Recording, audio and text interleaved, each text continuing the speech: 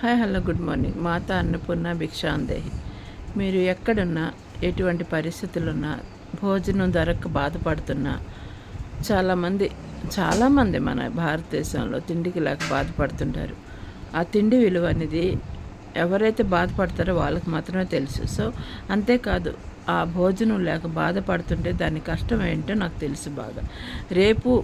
రేపటికి మనకు భోజనానికి తిండి ఉందా లేదా, డబ్బులున్నా లేవు, అన్నీ లేని వాళ్ళకి ఎంత కష్టంగా ఉంటుందో నాకు తెలుసు.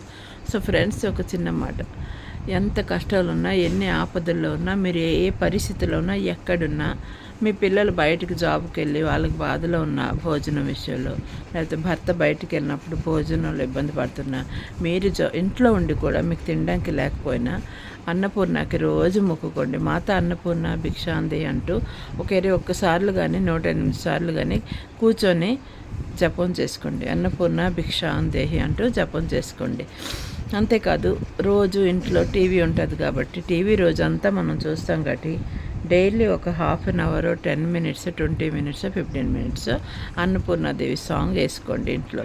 ఇంట్లో అన్నపూర్ణకి ఎటువంటి లోటు ఉండదు, అన్నానికి ఎటువంటి లోటు ఉండదు, మీకు ఎటువంటి తక్కువ ఉండదు. ఎక్కడ ఏ పరిస్థితుల్లోనూ అన్నం మీ దగ్గరికి వచ్చి చేరుతుంది. అంతేకాదు, ఎప్పుడైనా అన్నం మనకి ఎవరైనా పెట్టినా నేను తినను, నాకు వద్దు అని ఆ టైంకి వద్దు అనకండి. అన్నం మన దగ్గరికి వస్తున్నప్పుడు, అన్నపూర్ణ వస్తున్నప్పుడు గుడిలో కానివచ్చు, చాలామంది మాకు వద్దు, మేము తినము, మాకు వద్దని చాలా హీనంగా చూస్తారు. అలా చేయకండి. అన్నపూర్ణ అలిగిందంటే అన్నానికి మీకు చాలా బాధలు పడాల్సి వస్తుంది. అందుకే అన్నపూర్ణ ఒక ఆశీర్వాదం, అనుగ్రహం అందరికీ ఉండాలని చెప్పి ఈ మెసేజ్ నేను ప్రతిసారి ఇస్తుంటాను. ఎందుకంటే మన భారతదేశంలో చాలామంది బాధలు పడుతుంటారు. లైఫ్ లాంగ్ చెప్పినా ఇది తక్కువే, అందుకే చెప్తూ ఉండాల్సి వస్తుంది నాకు. ఇంకొక మాట నేను ఎప్పుడు చెప్తుంటా, లక్ష్మి ఉన్న చోటికి అన్నపూర్ణ రాదు, అన్నపూర్ణ ఉన్న చోటికి లక్ష్మి వస్తుంది.